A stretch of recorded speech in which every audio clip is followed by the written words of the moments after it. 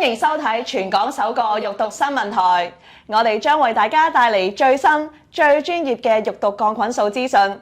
今日想同大家介紹下最出名嘅3大育讀桿菌素品牌。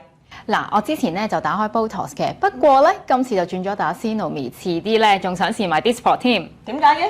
之前打 Botox 咧係因為佢夠出名啊嘛，不過試下咧又想轉下其他牌子喎，聽人講 Xinome 都唔錯㗎，所以就轉咗咯。其實咧，無論係 Botox 啦、Xinome 定係 Dysport，都係屬於 A 型育讀桿菌素，但係當中包含嘅核心蛋白同埋附屬蛋白咧就完全唔一樣啦。咁咩係核心蛋白同埋附屬蛋白咧？佢哋當中有咩分別咧？慢慢嚟，其實咧育讀桿菌素嘅 A 型咧係主要由核心蛋白同埋附屬蛋白組成。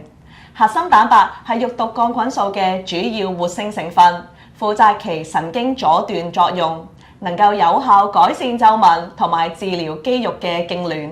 而附屬嘅蛋白咧係包裹咗喺核心蛋白周圍嘅蛋白質，主要用於保護核心蛋白，防止外來嘅環境破壞，能夠提高治療嘅穩定性同埋成效。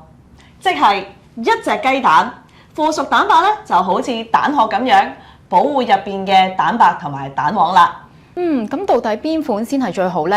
嗱，我知道咧 Botox 就可以保留咗最完整嘅核心蛋白啦，同埋附屬蛋白。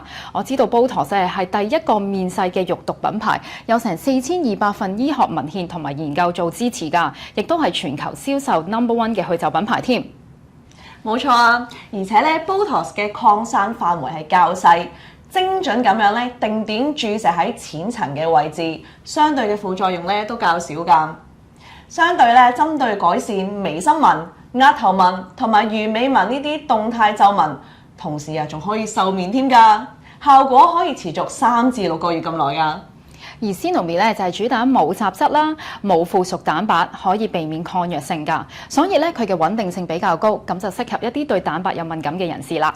正正因為冇附屬蛋白，會相對較容易被人體代謝，有機會冇咁持久㗎。而 Dysport 包含嘅部分嘅附屬蛋白，同時擴散幅度係較大，比較適合咧係打大範圍啲嘅肌肉，例如咧喺瘦面啦、瘦肩啦，或者喺瘦小腿等等。無論係 Botox、Dysport 定抑或 Xinome， 佢哋都各有特點，所以我哋咧都係建議先諮詢醫生嘅意見，了解好自己嘅需要，先做到最好嘅效果㗎。如果大家想進一步了解更多，就要密切留意我哋嘅育讀新聞台啦。效果自然，唯有 Cutis。全港首個育讀新聞台，獨家去皺，唯有 Cutis。